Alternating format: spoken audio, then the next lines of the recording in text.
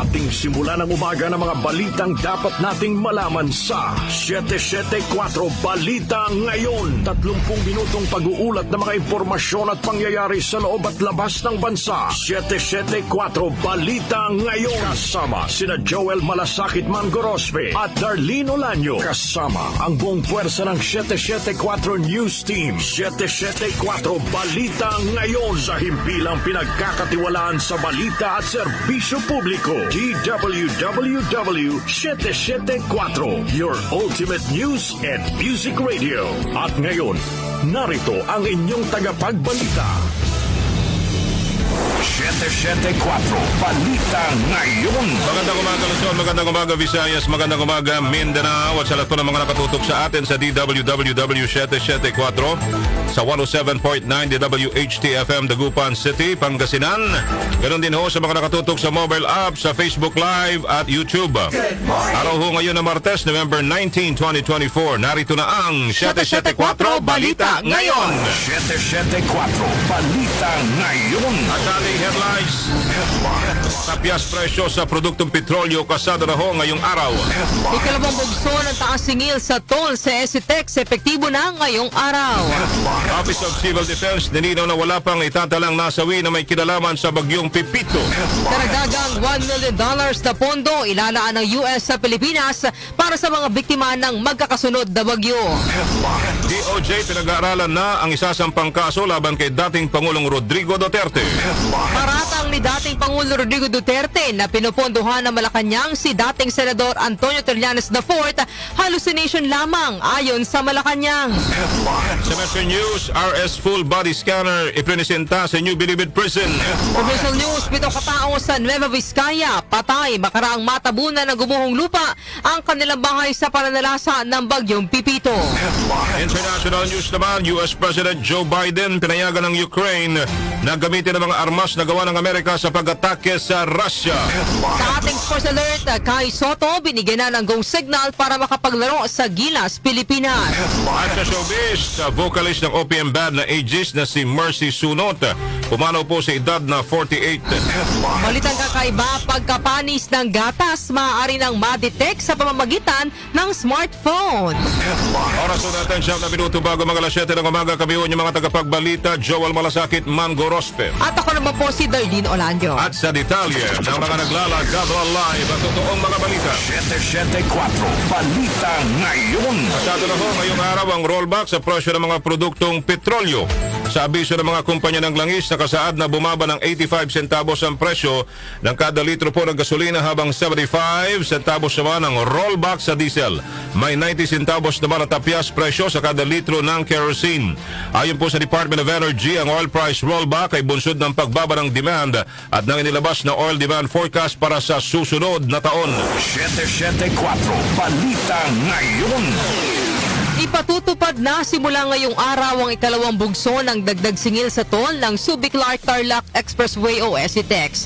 Ayon sa Toll Regulatory Board o TRB, patutupad ang dagdag na 64 centavos per kilometer para sa mga Class 1 vehicle, 1 peso and 29 centavos per kilometer para sa mga Class 2 vehicle at 1 peso and 93 centavos para naman sa mga Class 3 vehicle.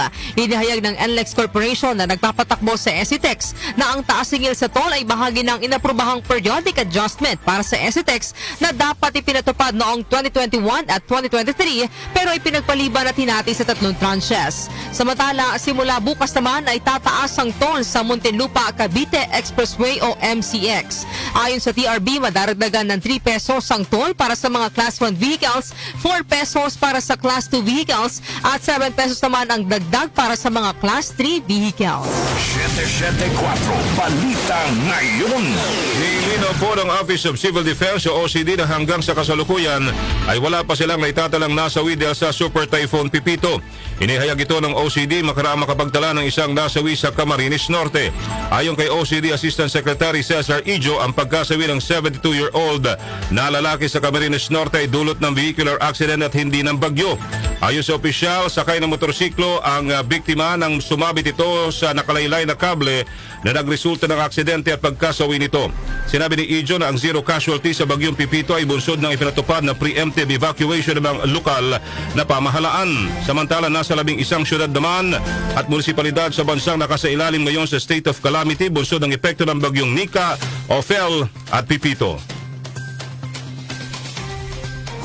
774 Balita Ngayon.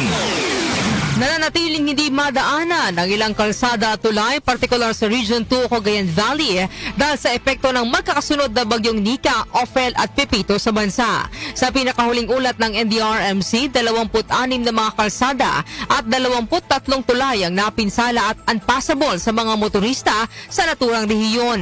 Kabilang dito ang ilang lugar sa Batanes, Cagayan, Isabela, Nueva Vizcaya at Quirino.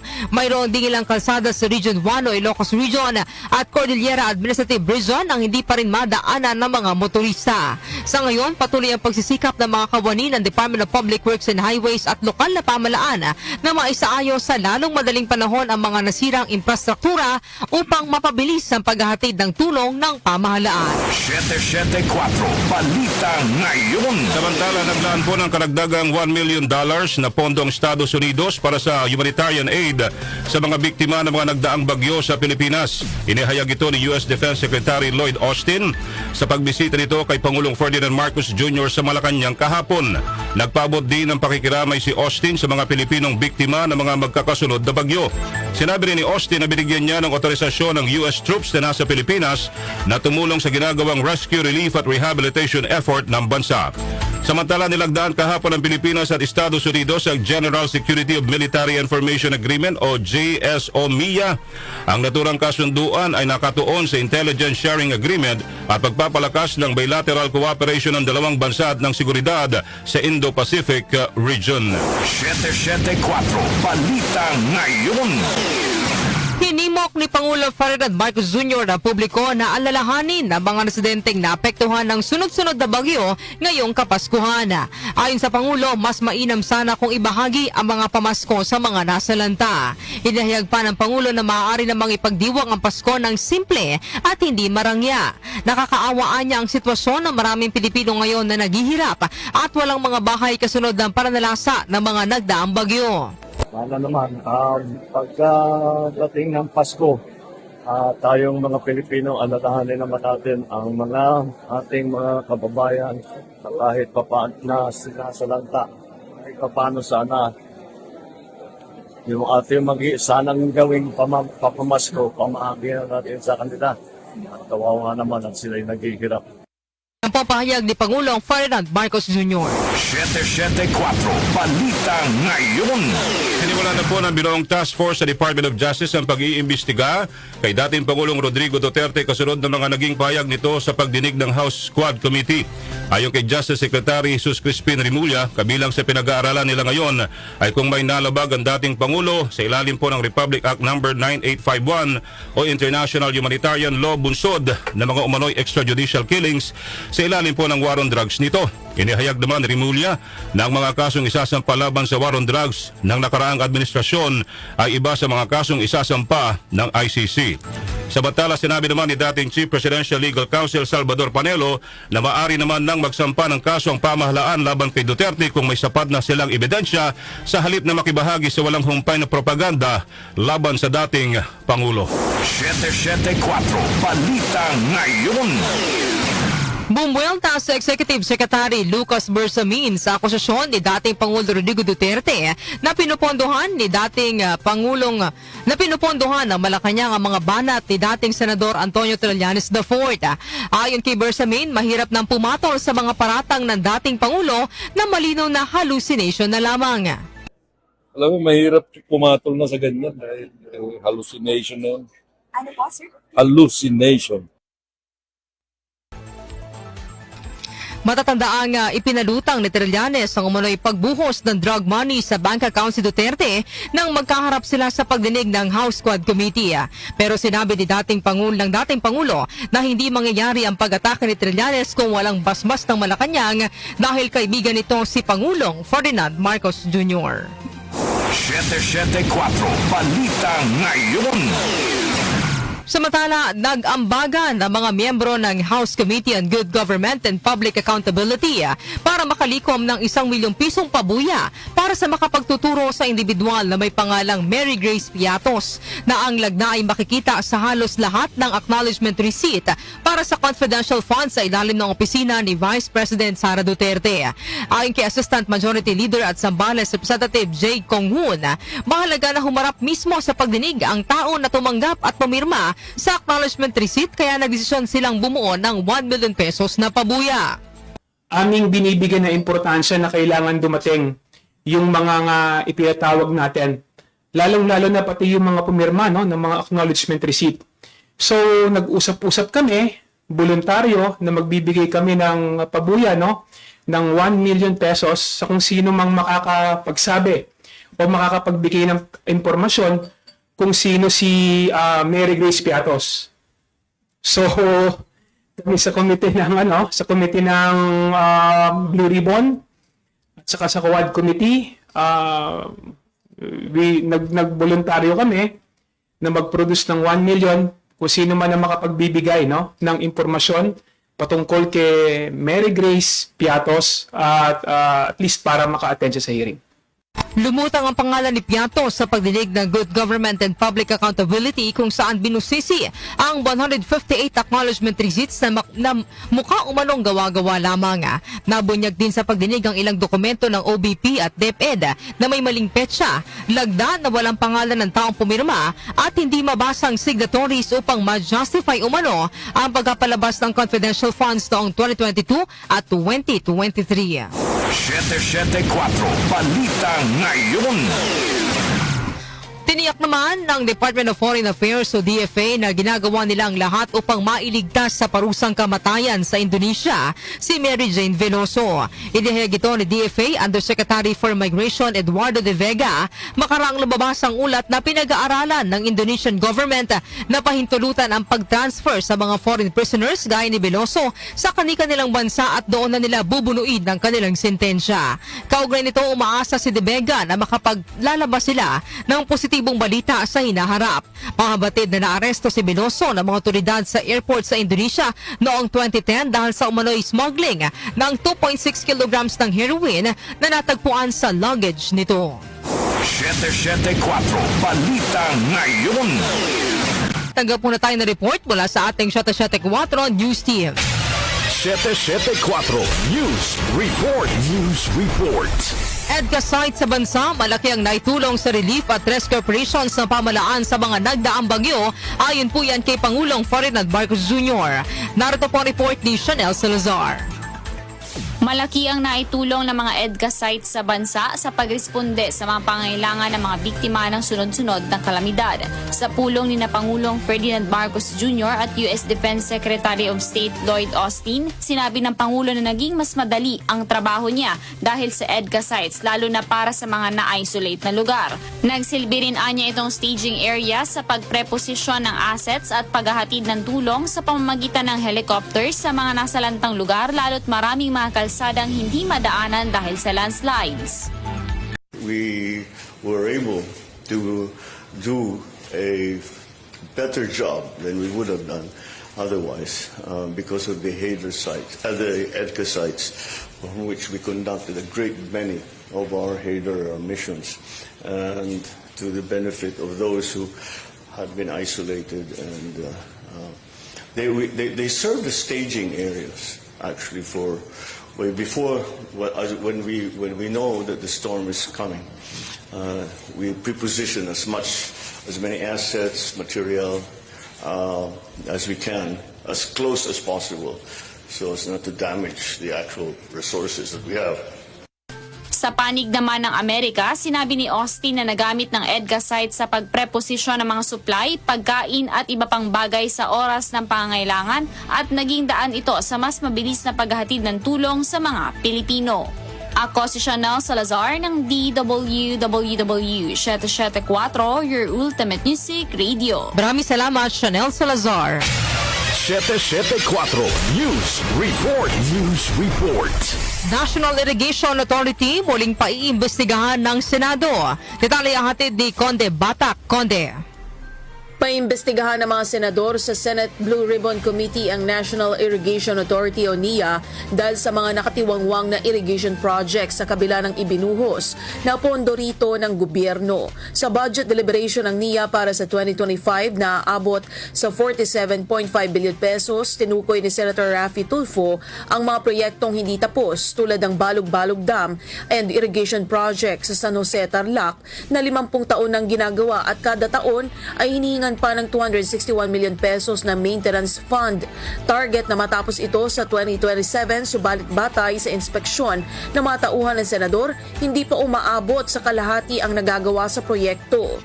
Dagdag pa sa nais paimbestigahan ni Tulfo ang Bulo Small River Irrigation Project sa San Miguel, Bulacan at ang Macalelon Small Reservoir Irrigation Project sa Macalelon, Quezon Province na parehong binuhusan ng halos 1 billion pesos subalit hindi pa rin tapos. Hiniling pa ni Tulfo na imbestigahan at tanggalin na rin ng ombudsman ang mga tao sa NIA dahil sa patuloy na nakatenggang mga proyekto.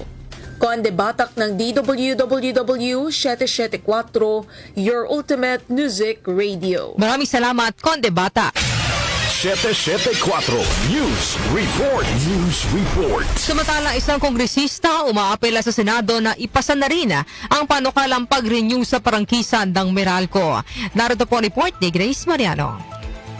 Nananawagan si House Committee on Ways and Means Chairman at Albay 2nd District Representative Joey Salceda sa Senado na ipasa na rin ang panukalang magbibigay sa Manila Electric Company o Meralco ng panibagong prangkisa para sa susunod na 25 taon. Panawagan ito ni Salceda sa Senado makaraang aprubahan sa ikatlo at huling pagbasa ng Kamara ang House Bill No. 10926 o panukalang mabigyan muli ng prangkisa ang Meralco. Ayon kay Salceda, maaasahan ang serbisyo ng Meralco at malaki ang naitutulong nito sa pag-unlad ng ating ekonomiya. Sa katunayan, ayon kay Salceda, kung ang lahat ng power supply distribution utility sa bansa ay magiging kasing husay ng Meralco, ay tiyak na makakakuha tayo ng dagdag na 204.29 billion pesos na net gross value kada taon. Binigyan din pa ni Salceda na base sa pagbusisi ng Kamara ay lumabas na nasunod ng Meralco at natupad ang mandato nito at ang itinatakda ng kasalukuyang prangkisa nito. Ito si Grace Mariano para sa DWWW 774, Your Ultimate Music Radio. Maraming salamat, Grace Mariano. 774 News Report. News Report. Isa pang balita, Rapid Damage Assessment and Needs Analysis. Sinimula na ng OCD matapos ang pananalasa ng bagyong Pipito. Narito naman ang report ni Angel Garcia. Nagsasagawa ng Office of Civil Defense ang Rapid Damage Assessment and Needs Analysis sa mga apektadong lugar at rehiyon na dinaanan ng bagyong Pepito sa Luzon. Ayon kay OCD-OIC Assistant Secretary for Operations Cesar Idio, ang ARDENA ay isang mekanismong ginagamit upang matukoy ang lawak ng pinsala at mga pangailangan ng mga apektadong komunidad. Kaugnay niyan, 2 Black Hawk helicopter ang ipinadala sa Region 5, partikular sa Catanduanes upang makapagsagawa ng aerial survey at maghatid ng mga initial relief items sa nasabing probinsya. Samantala, iniulat din ni ASIC Idio na nakaranas ng power interruption ang Region 3, partikular ang mga lalawigan ng Tarlac, Aurora at Nueva Ecija dulot ng bagyo. Aniya, nangangailangan ang mga apektadong lugar ng stable internet connection para sa mas mabilis na koordinasyon at mga charging stations. Sa kabila niya, nanatili anyang manageable ang sitwasyon sa nasabing mga rehiyon. Angel Garcia ng DWWW 774, Your Ultimate Music Radio. Maraming salamat, Angel Garcia. 774 News Report. News Report. Mga record ng Persons Deprived of Liberty o PDL digitalized na. Narito naman ang report ni Gina Mape. Hindi na mahihirapan sa paghahanap at pag-update ng records ng mga person deprived of liberty o PDLs. Inanunsyo ni Justice Secretary Jesus Crispin Remulla na digital na ang karpeta o ang prison records na naglalaman ng mga impormasyon patungkol sa PDL gaya ng petsa ng kanyang pagkakakulong, good conduct time allowance, kaso at iba pa.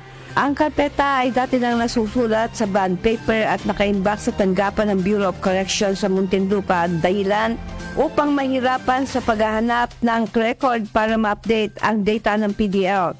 Ayon sa kalihim, naisali na sa digitization ang karpeta ng 50,004 na PDLs na ngayon ay bahagi na ng One Bucor Portal. Katuwang ng Bucor sa digitalization o digitization ng karpeta ang Information and Communications Equipment ng European Union. Nagpapasalamat si Bucor Director General Gregorio Pio Katapang Jr. kay European Union Ambassador to the Philippines, Massimo Santoro, na sa binigay na 7 scanner at 7 laptop kaya naging mabilis ang digitalization ng PDL records. Ako si Gina Mape ng DWWW774, your ultimate music radio. Maraming salamat, Gina Mape. 774 News Report. News Report. 7:11 na po ng umaga, ako pa rin ang inyong tagapagbalita, Darlene Olanyo. At sa detalye ng mga balita. Metro News. Metro News. Ipinresenta ng New Bilibid Prison o NBP ang kanilang bagong RS Full Body Scanner. Ayon sa Bureau of Corrections o Bucor, sa loob lamang ng 3 segundo ay mai-scan na nito ang buong katawan ng sinumang bibisita sa bilangguan at lahat ay kayang ma-detect nito kabilang ng cellphone, mga kontrabando at iba pang ipinagbabawal na gamit. Sa kasalukuyan ay may 2 RS Full Body Scanner ang Bucor na nagkakahalaga ng 20 million pesos bawat isa. Target ng Bucor na lagyan din nito ang iba pang penal colonies bilang bahagi ng kanilang patuloy na kampanya laban sa iligal na pag-upuslit ng mga ipinagbabawal sa loob ng mga kulungan. Metro News. Metro News. Naaresto ng Bureau of Immigration o BI ang 2 dayuhan na tumakas sa kanilang bansa. Ayon kay BI Commissioner Joel Anthony Viado, nadakip sa Katipunan Avenue sa Quezon City ang German na si Evangeline Smith na wanted sa kanilang bansa dahil sa sex crimes. Naaresto rin ng Japanese national na si Kodo Tomoya sa isang mall sa Taguig City makaraan nitong mag-apply ng extension ng kanyang tourist visa. Si Tomoya ay wanted sa Japan sa kasong theft at fraud. Kapwa nakadetene sa Camp Bagong Diwa ang 2 dayuhan habang pinoproseso ang kanilang deportasyon. Balitang from the. Sa atin namang provincial news, 7 magkakamag-anak ang nasawi sa barangay Labang sa bayan ng Ambagyo, Nueva Vizcaya matapos matabunan ng gumuhong lupa ang kanilang tahanan sa kasagsagan ng pananalasa ng bagyong Pipito. Ayon sa mga otoridad, kabilang sa mga nasawi ang 8 taong gulang na batang babae, 30 taong gulang na lalaki at 5 iba pa na edad 12 hanggang 18 taong gulang. Sa ikinasyang operasyon, 3 ang nasagip habang 7 bangkay ang na-recover. Ayon kay Nueva Vizcaya Governor Jose Gambito, Biyernes pa lamang ay nagbabala na sila para sa evacuation. Subalit nabigla ang lahat dahil maging mga hindi binabahang lugar ay tumaas ang tubig. Balita sa labas ng bansa. Sa atin namang international news, si US President Joe Biden pinayagan ng Ukraine na gamitin ang mga armas na gawa ng Amerika sa pag-atake sa Russia. Detalye hatid naman ni Rosemay Miranda. Pinahintulutan ng administrasyon ni US President Joe Biden ang Ukraine na gumamit ng mga armas na gawang Amerika sa pag-atake sa Russia. Ayon sa isang source, ang Ukraine ay planong magsagawa ng unang long-range attack sa mga susunod na araw, ngunit hindi na ito nagbigay ng iba pang mga detalye dahil sa operational security concerns. Ang naturang hakbang ay isinagawa 2 buwan bago manungkulan si President-elect Donald Trump sa ika-20 ng Enero sa susunod na taon at matapos ang ilang buwan na pakiusap ni Ukrainian President Volodymyr Zelensky na payagan ng militar ng Ukraine na gumamit ng mga armas ng Amerika upang tamaan ng mga military target ng Russia na malayo sa hangganan nito. Inihayag pa ng isang opisyal ng Amerika na ang nabanggit na hakbang ay bilang tugon sa pag-deploy ng Russia ng North Korean ground troops upang madagdagan ang puwersa nito na nagdulot ng alarma sa Washington at Kiev. Samantala, ibinabala naman ni Vladimir Zavarov, unang deputy head ng International Affairs Committee ng Russian Upper House, na maaaring magresulta sa World War III ang desisyon ng Amerika na hayaan ng Ukraine na magsagawa ng deep strike sa Russia. Ako si Rosemay Miranda para sa DWWW 774, Ultimate Music Radio. Maraming salamat, Rosemay Miranda. Sports Alert.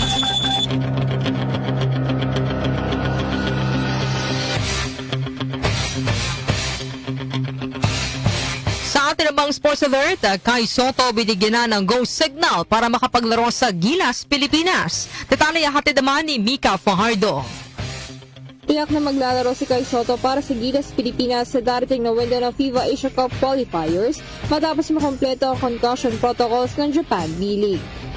Sinabi ni Gilas Team Manager Richard Del Rosario, si Sotto ay cleared na sa paglalaro matapos dumaan sa concussion protocols, habang ang 6'10" na si AJ Edo ay patuloy pa rin sumasailalim sa paggagamot para sa kanyang pananakit ng tuhod. Parehong nagkaroon ng injury sina Sotto at Edo noong nakaraang linggo habang naglalaro sa kanilang kupunan sa Japan B-League. Ang clearance na ibinigay kay Sotto ay nangangahulugan ng karagdagang lakas para sa front court ng Gilas laban sa New Zealand at Hong Kong ngayong linggo. Kasalukuyang nangunguna ang Pilipinas at New Zealand sa pwesto sa Group D ng kompetisyon na parehong may 2-0 win-loss record. Sa iba pang sports alert, unang sasabak sa magkahiwalay na laban ng Converge Fiver Xers at guest team na Hong Kong Eastern sa pagbubukas ng PBA Season 49 Commissioner's Cup na magsisimula sa November 27 sa PhilSports Arena. Maghaharap ang Fiver Xers sa Terra Firma Jeep sa ganap na alas 5 ng hapon, habang magsisimula naman ang laban ng Eastern at Phoenix Fuel Masters sa ganap na alas 7:30 ng gabi. Minamarkahan ng mga larong ito ang PBA debut ni Jordan Heading, kung saan makakaharap niya ang kupunan na kumuha sa kanya sa Season 47 Special Gilas Draft. Ako po si Mika Fajardo ng DWWW 774, your ultimate music radio. Maraming salamat, Mika Fajardo.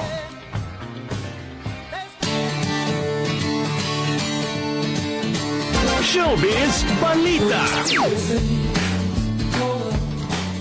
At sa atin namang showbiz balita, lead vocalist ng Aegis na si Mercy Sunot pumanaw na po sa edad na 48. Showbiz kay hatid po sa atin ng Besya na Bayan, Kenny Gacosta. Blessed Tuesday morning mga Beshi, narito na ang mga litas, chika sa mundo ng mga maritas. Mga Beshi, pumanaw na sa edad lamang na 48 ang isa sa lead vocalist ng OPM band na Aegis na si Mercy Sunot dahil sa mga sakit na breast at lung cancer. Ang malungkot na balita ay inanunsyo sa official Facebook page ng Aegis. Si Mercy ay sumakabilang buhay sa Stanford Hospital and Clinics sa San Francisco, California nitong gabi ng November 17 o November 18 umaga dito sa Pilipinas. Bahagi ng naturang social media post ang pagpapasalamat ng Aegis Band kay Mercy para sa kanyang musika, pagmamahal at mga naiwang alaala sa grupo, gayon din ang ibinigay nitong saya at lakas para sa marami. Bago ang pagpanaw, ibinahagi pa ni Mercy sa TikTok noong November 16 ang matagumpay na operasyon na kanyang pinagdaanan. Dinala umano siya sa intensive care unit o ICU ng ospital dahil hindi siya makahinga matapos alisin ang namuong tubig sa kanyang baga. Bahagi ng naturang video ang pagiging emosyonal ni Mercy Sunot na humingi ng dasal para sa kanyang agarang pagaling at matapos na sana ang pagsubok sa kalusugan na kanyang pinagdaraanan.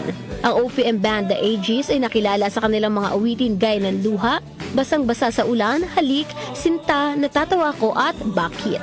Samantala, patuloy naman na pumapalo ang kita sa box office ng pelikulang Hello, Love Again na maari pa umanong malagpasan ang naitalang kita ng Rewind dina Dingdong Dantes at Marian Rivera na ipinalabas sa MMFF 2023 na kinikilala sa kasalukuyan bilang highest grossing Filipino film of all time na kumita ng mahigit 889 million pesos. Ditong weekend, mas tumaas pa ang kita ng Hello, Love Again na reunion at sequel movie ni Catherine Bernardo at Alden Richards na Hello, Love, Goodbye. Noong Sabado, November 16 ay naka 130 million pesos na ito at nitong linggo, November 17, kumita ito ng 118 million pesos. Sa unang 3 araw ng pagpapalabas ay naka 245 million pesos na ang Hello, Love Again. Kaya sa loob lamang ng 5 araw ay umabot na ang kita nito sa buong bansa sa 493 million pesos. Hindi pa kasama ang kita sa ibang bansa. Ang Hello, Love Again ay nagset din ng box office record sa US at Canada at kumita umano ng $2.4 million o halos 141 million pesos na nag-open sa 248 locations nitong weekend na pinakamataas na opening para sa pelikulang Pilipino at kauna-unahang pagkakataon din para sa Pinoy film na pumasok sa US Top 10 Movies. At yan, hatid ko sa inyong mga showbiz chika. Ako po yung showbiz reporter Kenny Gacosta. Blessed Tuesday morning, everyone! Maraming salamat, Beshi Kenny Gacosta. Balitang kakaiba. At At sa atin namang balita ang kakaiba, pagkapanis ng gatas, maaari na raw pong ma-detect sa pamamagitan ng smartphone. Aba, alamin natin ang detalye ng balitang kakaiba mula kay Doc Justin. Magandang umaga, Doc Justin. Good morning, Darlene. Good morning sa iyo, Joel. Sa lahat ng ating mga taga-subaybay. Happy Tuesday! Happy Tuesday! Choose to be happy today. Correct. Alam mo, hindi naman na ito bago, ano? Ang dami ng mga apps ngayon na pwedeng magamit. May iba nga yung mga yung steps nakakount na, no? Correct. Pero ito, medyo may mga tanong pa ako. Kaya alamin natin kung paano nakakatulong itong smartphone na ito para ma-detect kung panis ang gatas, no? Na-discover ito, Darlene, ng mga scientists sa Australia. Tinawag ng mga researcher mula sa New South Wales o UNSW ang itong bagong imbensyon na Vibe Milk, kung saan sa pamamagitan ng vibration ng smartphone ay malalaman kung fresh pa ang gatas nang hindi na kailangan pambuksan ng mismong lalagyan ito. Inayag ng mga researcher na magkatutulong ang naturang method upang mapababa ang kasalukuyang 20% na pagkasira sa dairy products. Sinabi pa ng mga researcher na hindi ito ang unang pagkakataon na may na-discover na technique para malaman kung fresh pang gatas. Ngunit, ang mga naunang technique ay nangangailangan pa ng mamahaling equipment, hindi gaya ng kanilang imbensyon na smartphone lamang ang gagamitin. Kapag panis na nila ang gatas ay nag-iiba ang physical properties nito gaya ng density, viscosity at yung surface tension na nagbibigay ng ibang response sa vibration signal. Patuloy namang pinag-aaralan ng mga researcher kung paano makaka-apekto sa vibration signal ang packaging ng gatas. Kasi ngayon, Darlene, the easiest way to know if a product is already expired is through the code or yung mismong expiration date. Diba? Hello? Hello, Doc Justin. Sorry, naging Shopee ka. Ulit. Ngayon ba, yung paraan natin is through expiration date, tinitingnan natin doon, ano? Yung produkto kung expired na. Kaya, ang advice ganda ko, mahirap kasi paggatas na rin, no? Talagang, usually, kung nagkukonsume niya, mga kabataan. Kaya tingnan yung maigi yung mga pinapainom ninyo sa inyong mga anak. Kasi may mga nag-trending dito, yung mga chocolate milk na nung tiningnan nila pagbukas ay sus Mariose, pasintabi na lang, hindi ko na ma-explain kung anong itsura. At saka yung amoy niyan, malalaman mo naman. Kaya, tsaka kasi diba Doc Justin, yung kanyang pagbaganyang mga dairy products, kailangan talaga nasa... Consume agad. Tsaka yung temperature niya, kailangan kung hanggat maaari, nasa ref, diba? Sensitive yan Tsaka yun nga, tama yung sabi mo, consume immediately na. Kapag nabuksan mo na, kailangan talaga, dapat, sa lalo madaling panahon, maubos mo na kagad. Kasi di mo naman masisiren mo kasi ang mga production, ginagawa na yan ng mga machines. Kaya minsan may na-overlock or merong na kakalusot na mga tipalkado na mga, yung produkto. Kasi may iba, nung binuksan ng mga, di ba, yung pinost sa Facebook, talagang hindi mo maano kung bakit. May experience nga rin ako dyan, Doc Justin Parang EVAP naman. Parang magluluto sana kami. Pagbukas ng iba, buo-buo na siya sa loob. Buo-buo. Ay, sus. Diba? Parang, alam mo yun, sayang. Kasi, syempre, itatapon mo na lang yun. Kasi ang bata hindi pa maka-appreciate yan kung ano ang lasa ng panis o hindi. Minsan, ang importante, yung magulang mismo tikman mo, amuyin mo. Kailangan maging mabusisi tayo, lalo sa mga anak natin kasi... lalo sensitive pa yung tiyan talaga. Correct. Mahirap, di ba? Ngayon, Darlene, ay petsa na sinuibi na, sa buwan ng Nobyembre. Ngayon daw ay ginugunita ang International Men's Day. Base doon sa aking nakita. Araw pala ng mga kalalakihan ngayon. Kaya pagbigyan nyo lahat ng mga kalalakihan ngayon. Kasi siyempre sabi nga nila, hindi naman din magiging successful, no, ang isang mister o isang lalaki kung walang supportive na meses. Correct. Kailangan talaga yon partners in, sabi nga nila, partners in crime. Huwag naman sa crime. Huwag naman sa crime. Partners in everything, no? Para maging successful at ma-achieve yung mga goals. Sabi nga, it takes two to tango, di ba, Doc Justin? Correct ka dyan. Meron nga akong napanood na rin, nung kahapon siguro yon. Nakipag-date sila ng mag-asawa sa parang may friends silang kasama. Oo. Tapos yung bubunot na yung lalaki ng wallet niya.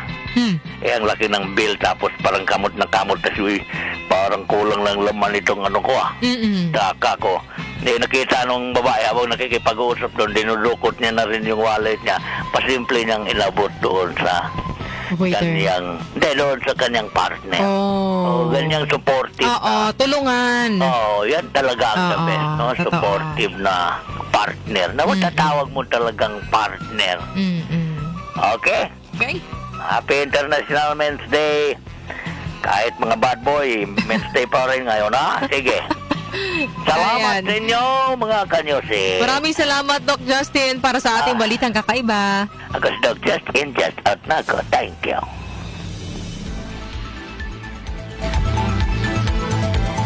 At yan po ang mga mainit na balita ngayong araw po ng Martes, November 19, 2024. Kami po inyong tagapagbalita, Darlene Olanyo at Joel Gorospe. Napasa inyo ang 774 Balita Ngayon. 774 Balita Ngayon.